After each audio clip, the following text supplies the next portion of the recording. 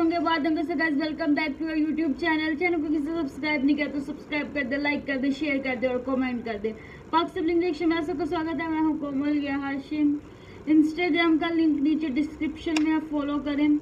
और आज की वीडियो बड़ी ज़बरदस्त होने वाली है कि खान सर की एक बिल्कुल नई ताज़ा वीडियो आई है कि Indian troops on China border drone in border China depth trap drone attack on Jammu third surgical strike.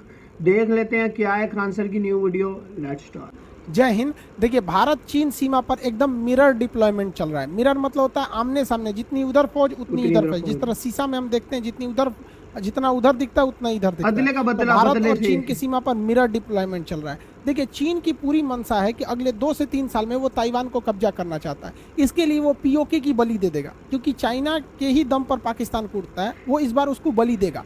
और हम देखते हैं कि जो अभी ड्रोन अटैक हुए हैं उसको काउंटर करने के लिए भारत ने कौन से थिएटर कमांड या एयर डिफेंस कमांड बनाए। ये क्या चीज यहाँ चल रहा है। देखिए, चाइना कई हद तक वो चाहता है चाइना कि वो अपने पूर्वी साइड में ताइवान पर कब्जा कर ले, लेकिन इधर भारत को वो कंट्रोल करने के लिए, काउंटर करने के लिए लगातार सेना बढ़ा रहा है। लेकिन चाइना के साथ एक समस्या क्या है कि उसकी फौज उतनी हाई एल्टीट्यूड पे एक्यूमिडाइज नहीं कर पा रही है और भारत की सेना इस हद तक इसमें सक्षम है। तो चाइना इसके लिए कई तरह की रणनीति चल रहा है। चाइना का चाल ये है कि वो ताइवान को कब्जा करना चाहता है इस साइड में, लेकिन उससे ये दूरी इतनी खतरनाक है और इतना पर्वत एरिया है, क्योंकि चाइना को पता है कि अगर वो इस एरिया में काउंटर करेगा तो ऐसा नहीं है कि ताइवान अकेला रह जाएगा। ताइवान को बचाने के लिए नाटो सेना, अमेरिका, यूरोप जरूर आएंगे यहाँ पे। तो उसके लिए जरूरी है चाइना को कि वो दूर से आएंगे। तो भारत यहाँ न्यूट्रल पड़ा रहा है, इसलिए भारत को इधर चौतरफा घेरता है।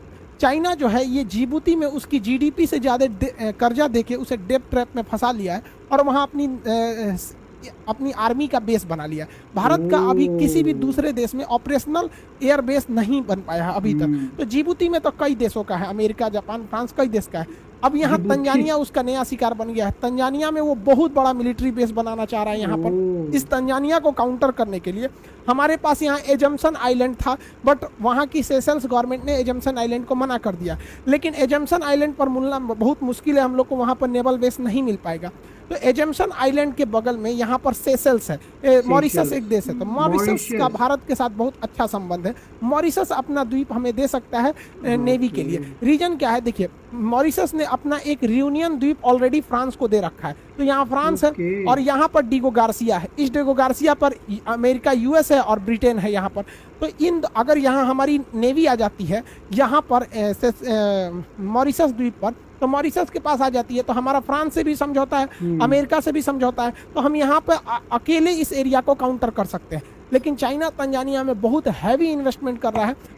यार वैसे एक बात आप नोटिस करो कि ये जो एरिया है पूरा इस Indian ocean, south Pacific ocean, ये जो पूरा ओशन एरिया है, इसमें चेक करो 7 समुंदर पार से भी उन्होंने अपनी बेसिस बनाई हुई हैं कि इस एरिया को वो छोड़ नहीं रहे, क्योंकि इस एरिया से उनको मिलना है पैसा। इधर जंग करवाएंगे, इधर पंगे करेंगे, वेपन्स बिकेंगे, पैसा मिलेगा उनको, उनका हथियार बिकेगा, और इधर प्रेशर बनाएंगे दूसरी कंट्रीज में। तो ये चेक करो उनकी गेम में, देखो कहाँ तक उधर फ्रांस अटका हुआ है, उधर यूएस बटा हुआ है, उधर जो है पहले मतलब कि इस एरिया को इधर चाइना, तंजानिया में, उधर जिबूती में चाइना है। तो ये बड़ी बड़ी जगहों पे इन कंट्रीज ने अपना गढ़, ये जो ओशन है ना, ये इस ओशन को छोड़ नहीं रहा कोई। वो चाहता है इस ओशन में उसकी जो है ना वो ताकत मजबूत रहे। तो चेक करो यार क्या वैसे चल रही है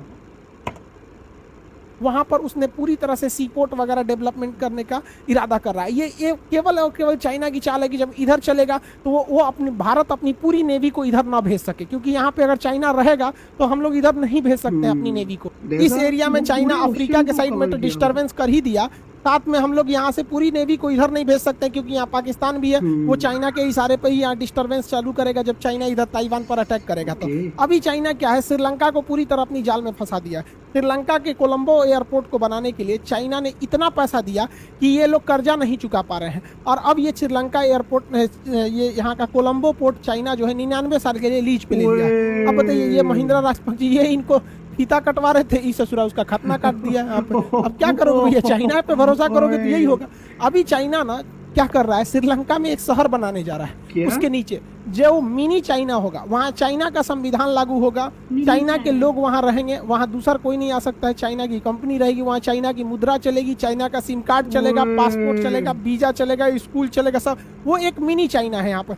अब हमारे लिए सरदर्द है कि हमारे नीचे यहाँ बैठ जाएगा चाइना यहाँ पर, और चाइना, श्रीलंका खुद चाइना से परेशान है। वहाँ चाइना के वर्कर ना वर्दी पहन के घूम रहा है सब फौज की तरह, और वहाँ के लोग को एक दो हाथ लगा दे रहा है सब। अब वहाँ श्रीलंका के लोगों को समझ में आ रहा है चाइना जो है ना वो भारत को घेरना चाहता है, वो बस हर हाल में चाहता है कि ताइवान को कब्जा कर लेना। इसलिए अगर आप ध्यान से देखेंगे तो वो जिबूती में फंसा रहा है, तंजानिया में फंसा रहा है, यहाँ फंसा रहा है, ग्वादर पोर्ट पे फंसा रहा है। मतलब आप इधर ही उलझे रहिए। साथ ही वो अपनी सेना का डिप्लॉयमेंट इधर कर रहा है तिब्बत के एरिया, लेकिन उसकी फौज तिब्बत में हाफने लगती है, कोरोना की तरह बहुत ऊंचा है रे ससुरा, ठंडा मार देगा हमको।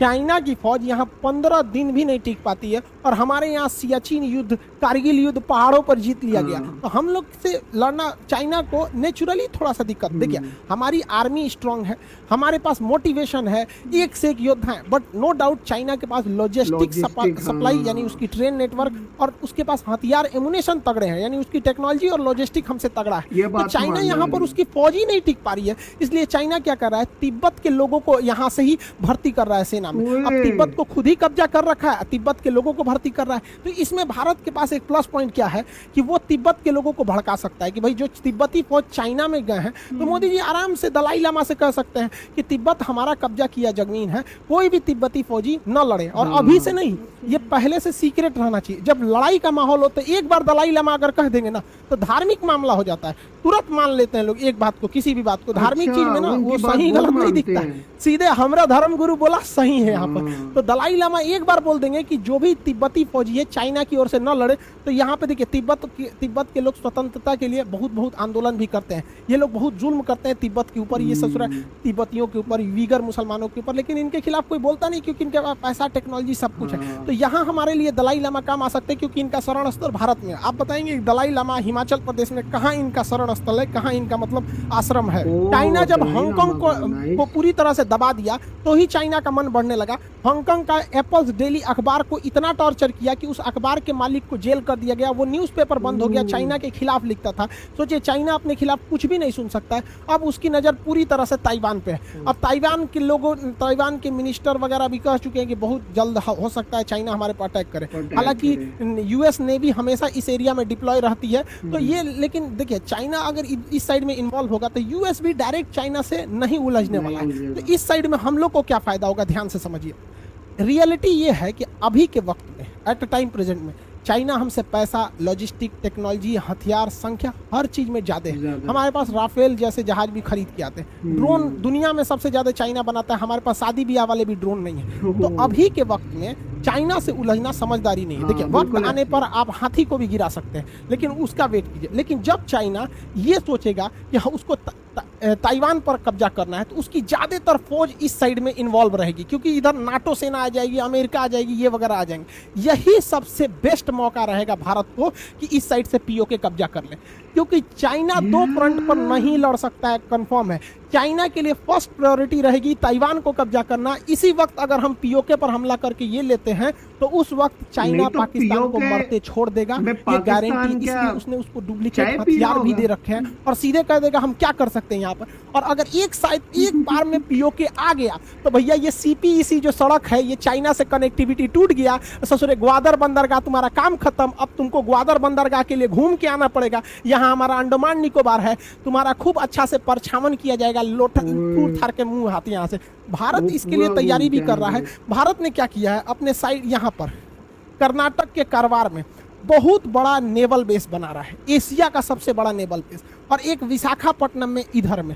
अब इन दोनों की खासियत समझिए। पहले नेवल बेस कारवार का समझते हैं, फिर विशाखापट्टनम का समझते हैं। देखिए कारवार में ऑपरेशन सी बर्ड, जो प्रोजेक्ट सी बर्ड है, प्रोजेक्ट सी बर्ड के तहत वहाँ सबसे बड़ा नेवल बेस बनाया जा रहा है। वहाँ नौसेना की जहाजें आएंगी, लंगर डालेंगी, वहाँ एमुनेशन, हथियार, फ्यूल, रडार रिपेयरिंग, हर चीज करेंगे। इतना बड़ा नेवल बेस होगा, ये एशिया में सबसे बड़ा डोमिनेट करेगा। और ये पश्चिम साइड में तो पाकिस्तान इधर से चूंचा नहीं करेगा। साथ में इधर विशाखापट्टनम में, इधर तो हो गया कारवार वाला में, इधर विशाखापट्टनम से लगभग 150 किलोमीटर दूर रामबीली में भारत जो है अपनी पनडुब्बियों को छुपा के रखने के लिए पहाड़ के अंदर खोद दिया। पनडुब्बी अब यहाँ अंदर कौन जा रहा है किसी को नहीं दिखेगा, पनडुब्बी अंदर आएगी जाएगी, घुस जाएगी। और इसके अंदर 6 पनडुब्बियों को रखने की व्यवस्था देखिए, एक यहाँ दिख रही है, 2 यहाँ, 3 यहाँ। ये पनडुब्बी छोटी मोटी नहीं होती, ट्रेन की साइज की होती है सर। ट्रेन समझते हैं ना, जो रेलगाड़ी उतना बड़ा बड़ा होती है सब, और पानी के अंदर चलती है सब। और साइलेंट किलर बोला जाता है। तो रामबिली में हम ऐसे पनडुब्बियों को छुपा सकते हैं। चाइना भी इस पर बहुत पहले से तैयारी कर रहा है। चाइना ऐसे 6 नेवल बेस यहाँ बना लिया है, जिसका सबसे बड़ा नेवल बेस हेनान प्रायद्वीप में जो है उसका यूलिन एयर नेवल बेस है। देखिए यूलिन नेवल बेस में यहाँ एक पानी वाली जहाज खड़ी है, यहाँ खड़ी है।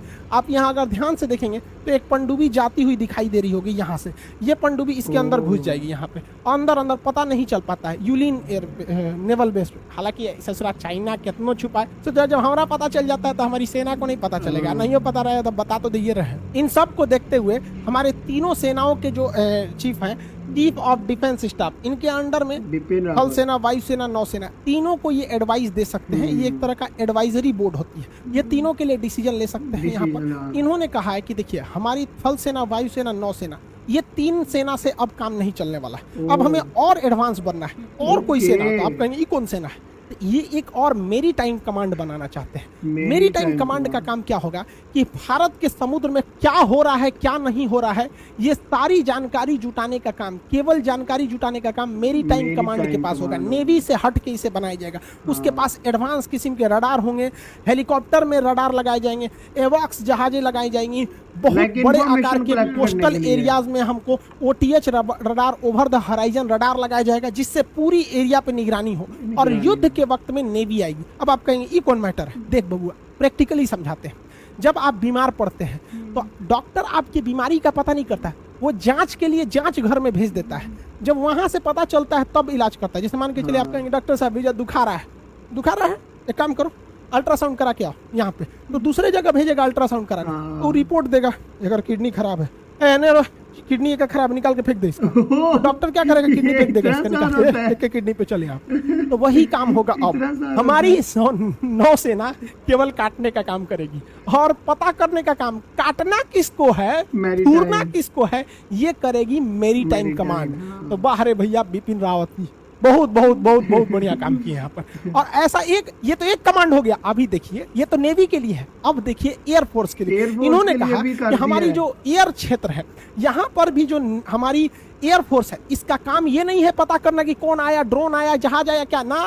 एयरफोर्स का काम केवल थूरना है, जांच करने का काम हमारी एयर डिफेंस कमांड करेगी। तो अब एक एयर डिफेंस कमांड बनने वाला है, जिसके पास हैवी रडार होंगे, सैटेलाइट सिग्नल होंगे, उसके पास एक से एक एवॉक्स विमान होंगे जो पूरी भारत में निगरानी करते रहेंगे कि कोई घुस तो नहीं रहा है यहाँ पर। इसके अलग अलग कमांड्स बनाए जाएंगे और पूरे भारत को रडार पर ट्रैकिंग किया जाएगा। और जब पता चलेगा हाँ ससुरा इधर आ रहे हैं, तो जांच हो गया। अब डॉक्टर साहब को बताया जाएगा। डॉक्टर कौन है? राफेल, सुखोई, MiG-29, ये डॉक्टर है, उठेंगे सर, ऑपरेशन करके धक देंगे सर, क्या नहीं। तो ये बनने वाला है हम लोग का एयर डिफेंस कमांड। इसी एयर डिफेंस कमांड के पास जिम्मेदारी रहेगी ड्रोन को काउंटर करने की। अब ड्रोन को काउंटर करने के लिए छोटे साइज के रडार आते हैं और इनकी संख्या बहुत ज्यादा लगानी पड़ती है, जो एयरफोर्स के लिए एक हेडेक बन जाएगा। इसलिए ये काम एयरफोर्स से हटा के किसके पास हो जाएगा? एयर डिफेंस कमांड के पास। अब एयर डिफेंस कमांड के पास रडार हैवी पावर के होंगे। अब इनके पास 2 तरीका होंगे। एक सॉफ्ट किलिंग, आराम से काटो। सॉफ्ट किलिंग में क्या किया जाएगा? इस रडार का सिग्नल जाम कर दिया जाएगा, बस इस ससुरा हुए में रुक जाएगा, कहेगा ए चाचा बोलिए ना दाहिने जाए कि बाएं, ओके उंगलियां छोड़ देगा और वहीं रुक जाएगा, बैटरी खत्म, धाए दे नीचे गिर जाएगा। तो एक होता है सॉफ्ट किलिंग, लेकिन एक होता है हार्ड किलिंग, हचाक से काट देने के लिए। तो हार्ड किलिंग के लिए लेजर बीम का यूज किया जाएगा। DRDO बना रही है और हम बहुत गुप्त रूप से हम लोगों ने इजराइल से समझौता कर लिया है यहाँ पर। तो ये हार्ड किलिंग, तो एक ही जगह पे दोनों रहेगा। छोट मोट ब्याह शादी वाला रहेगा तो उसको सॉफ्ट किलिंग, बड़ बड़ रहेंगे तो हार्ड किलिंग। लेकिन किलिंग मतलब किलिंग, चाहे वो सॉफ्ट किलिंग हो चाहे वो हार्ड किलिंग हो, समझा। इसके अलावा हमारा जो सबसे डिस्प्यूटेड एरिया रहता है, मतलब जो हाईली टेंशन वाला एरिया रहता है, वो यही रहता है। इसी एरिया में भारत को हमेशा टेंशन मिलते रहता है। चाहे ससुराल कभी डैम चौक में घुस जाता है, कभी यहाँ गलवान में घुस जाता है, कभी अक्साई चीन में घुसता है, कभी POK में, कभी इधर कभी उधर, यही वाला एरिया। तो इसलिए यहाँ भारत का पहला थिएटर कमांड बना दिया जाएगा, जहाँ नौसेना, वायुसेना, थल सेना तीनों एक के पास रहेंगे सर। एक के रूम में डिसीजन ले लिया जाएगा। पता चला वहाँ पर कौन घुसल है आतंकवादी, तो धाए दे। थिएटर कमांड का एक्शन कैसे होगा? आर्मी चलो, कमांडो चलो, पारा कमांडो चलो, हेलीकॉप्टर, राफेल, सुखोई सब चल जो ससुर, चोखा निकाल देगा सब अब ससुर उनको। तो चोखा निकालने के लिए बनाया जा रहा है थिएटर कमांड। ये बहुत तगड़ा रहेगा हम लोग का थिएटर कमांड। अब देखिए ध्यान से, एक और यहाँ एक डिसीजन लिया जा रहा है हमारे CDS के द्वारा। कहा जा रहा है कि आर्मी को ही कहा जाता है कि आप कश्मीर वगैरह में आतंकवादियों से लड़िए, खास करके कश्मीर में आतंकवादियों से लड़ने के लिए आर्मी ही रहती है वहाँ। अब आर्मी को बार बार डिस्टरबेंस होता है, उसे सोचा चाइना के लिए खतरनाक हथियार रखे कि आतंकवादियों के लिए छोटे छोटे हथियार रखे, टेंशन हो जाता है। तो भारतीय सेना कह रही है कि सेना में से ही जो एकदम लंबे लंबे दुबले मतलब पतले जवान रहते हैं सब, जो खटाखट इधर उधर कूद फान सकते हैं, उनको साइड करके एक टेरर काउंटर कमांड बना दिया जाएगा, जिनका काम यही रहेगा कि आतंकवादियों को खोज खोज के आराम से मारते रहे सब यहाँ पे। तो सेना भी टेंशन फ्री रहेगी, ये लोग तो आराम से सेवा करते रहेंगे आतंकवादियों को। जम्मू एयरबेस पर जो ड्रोन से अटैक हुआ है, हालांकि उसमें 1-2 जवान हल्का सा इंजर्ड हुए, बहुत बड़ा क्षति नहीं हुआ, लेकिन पाकिस्तान वालों ने बहुत बड़ा गलती किया और भारत के ऊपर ये एक एहसान कर दिया, क्योंकि हमारे हिंदुस्तान के लोगों में एक खराबी है। तो सुना, जब तक ट्रेन हॉर्न ना देगी आदमी चढ़ने के लिए तैयार नहीं होगा, जब तक स्टूडेंट का टाइम टेबल नहीं आ जाएगा वो पढ़ने के लिए रेडी नहीं होगा। सोचा हम लोग बड़ा उटपटांग काम करते हैं, गर्मी के दिन में आदमी छत पे सोया रहता है, पानी टिप टिप होगा, जब तक ससुरा जोर से ना बरसे आदमी भागता नहीं, आधा बिछौना भीगा जाता है। वैसे ही हम लोग हिंदुस्तान में भी हो, जब तक कोनो कांड ना हो जाए हम लोग तैयार नहीं होते हैं। और पाकिस्तान वालों ने एगो छोटा सा चिटपुटिया वाला बम फोड़ के जम्मू एयरबेस पर कांड कर दिया। अब इस कांड से उनके ऊपर महाकांड होगा। रीजन क्या है कि हम लोग अब 3rd एयर स्ट्राइक करेंगे, अब चाहे यह सर्जिकल स्ट्राइक हो या एयर स्ट्राइक हो, लेकिन हमें जहां तक लगता है कि अक्टूबर के महीने से ये नेवी का स्ट्राइक होगा। आप लॉजिक सोचिए, पहले थल सेना मारी सर्जिकल स्ट्राइक, उसके बाद अभिनंदन जी मारे एयर स्ट्राइक, नेवी सबका हाथ ना खजुआता होगा, अब कराची स्ट्राइक होगा, पता नहीं उधर कोई बम बम फोड़ दे सब वहाँ पर। तो ये 15 अगस्त के बाद ऐसी संभावना है। ये बिपिन रावत साहब ने भी कह दिया कि वक्त आने पर इसका जवाब दिया जाएगा। अब चूंकि 15 अगस्त से पहले पाकिस्तान में उसका 14 अगस्त को उसका जन्म दिवस है, पाकिस्तान की आज़ादी दिवस नहीं है, पाकिस्तान का 14 अगस्त को जन्म हुआ था, तो जन्मदिन मनाया जाता है। हम लोग तो आज़ादी मनाते हैं, तो वो जन्मदिन मंगाता है, तो उस समय थोड़ी सी सिक्योरिटी रहती है, उसके बाद हम लोग उसको धोएंगे लोग। अब पाकिस्तान डरा हुआ है 3rd स्ट्राइक की वजह से, तो ये रडार और एंटी डिफेंस मिसाइल खरीदा था, एंटी एयरक्राफ्ट, ये मिसाइल हुआ धुआं हो गया। जिस तरह तिरंगा में भी में नहीं, गैंडा स्वामी की मिसाइलें फू फू करके धुआं हो गया, इसमें मालवेयर आ गया। ये ऐसा खतरनाक है, बटन दबा रहा है तो जहाजी का करके जहाजी उसका मिसाइल रह जा रहा है। कौन दिया है? चाइना दिया है। यहाँ पे देख भैया, इमरान चचा तुमको समझा रहे हैं कि ये खुद चाहता है कि तुम लूटे रहो, क्योंकि तुम्हारी हालत जब जब खराब रहेगी तुम इनके पास भीख मांगते रहोगे। रीजन क्या है कि भैया ये चाहता है, इसके लिए पीओके मायने नहीं रखता, इसके लिए ताइवान मायने रखता है। तुम बबुआ ताइवान लो, हम इससे पीओके ले लेंगे। यहाँ पर समझ में आ रहा है कि नहीं आ रहा है? आई होप आप समझ गए होंगे कि जब चाइना इस ताइवान पर हमला करेगा तो हम लोग के लिए सबसे बेस्ट मौका रहेगा कौन से चीज़ को, पीओके को लाने के लिए। आगे कब 3rd air strike, surgical strike कब होता है, जब होगा तब हम लोग समझ जाएंगे। मिलेंगे नेक्स्ट क्लास में। जय हिंद। यार वीडियो, और खान सर ने इतना इजी कह दिया कि जी चाइना अगर उधर ताइवान में जाएगा तो पाकिस्तान, ये इंडिया जो है पीओके ले लेंगे। पीओके में पाकिस्तान है भाईजान, क्या हो गया? पाकिस्तान ये नहीं है कि सारा सपोर्ट चाइना ही कर रहा है, चाइना ही बचाएगा हमें पीओके से। पाकिस्तान उधर है और पीओके का नहीं है यार, ये मसले यार अजीब है। वैसे उधर से पीओके ले लेंगे, इधर कह रहे हैं हम इंडियन ऑक्यूपाइड कश्मीर में कर देंगे, और इधर से इंडिया कह रहा है कि ड्रोन अटैक पाकिस्तान ने करवाया है, इधर से पाकिस्तान कह रहा है कि जो हाफिज सईद वाला अटैक था वो इंडिया ने करवाया है। एक दूसरे के ऊपर ब्लेम गेमिंग फिर से वही चल रही है चीज़। और उसके बाद रही बात उनकी, तो वो बड़ा उन्होंने अच्छा एक्सप्लेन किया था बीच में, जो कि इन्होंने ये भी बताया था कि चाइना एक मिनी चाइना बना रहा है, मिनी चाइना बना रहा है। हाँ, श्रीलंका में मिनी, मतलब हर चीज चाइना की, हाँ, स्कूलिंग सब कुछ चाइना का होगा, सब कुछ। हाँ बिल्कुल चाइना का होगा। बाकी रही बात इसकी, तो वो उन्होंने कहा कि वो एक मैरिटाइम कमांड सेंटर बनाया जाएगा, जिसमें वो अब ये है कि आर्मी और नेवल और एयरफोर्स की जो प्रेशर है ना वो बहुत कम हो जाएगा। क्योंकि पहले बहुत ज़्यादा प्रेशर होता था, क्योंकि वो रडार भी सारे देखे, हर चीज़ देखे और अटैक भी करने जाए। अब वो लहदा से एक बना दिया है, तो ये बड़ी गुड चीज़ है। हाँ, हेडक्वार्टर टाइप होगा, वहाँ से सारी इंफॉर्मेशन जाएगी कि जी यहाँ पे मसला हो गया, यहाँ पे अटैक हो गया, तो वहाँ पे जाओ, आप लोग जाकर देखो। तो ये बड़ा गुड चीज़ है। और बाकी रही बात पीओके की, तो चाइना का जो है ना, हम पे वैसे ही चाइना पे भरोसा, चाइना के वो जो एयर डिफेंस सिस्टम है वो भी फ्लॉप हो गए हैं। अब पहले मैंने 1-2 दिन पहले वीडियो देखी थी कि चाइना का जो मिसाइल था वो फारिग हो गया जो चाइना ने दिया हुआ है। तो अपनी हिफाजत खुद ही खुद ही करनी करनी है। पड़ती है भाई अपनी कोई हिफाजत कंट्री तो आपकी मतलब मदद के लिए नहीं आता, ठीक है। सबको भी उस सबको टाइम पे अपनी अपनी पड़ी होनी है। अपनी हिफाजत खुद ही करनी है। और जो ड्रोन हुआ है वो तो पता नहीं किसने किया है, कह रहे हैं कि टेररिस्ट ऑर्गेनाइजेशन ने किया, पीओके में पाकिस्तान से हुआ। अभी तक इन्वेस्टिगेशन चल रही है, लेकिन ये बड़ा हलचल इधर चलती रहती है बॉर्डर पे। ये हमारा यही जो है वो प्यार है, यही मुझे लगता है कि प्यार है। बाकी हम मिलते हैं नेक्स्ट वीडियो में, तब तक मैं ख्याल रखें। 1 2 3।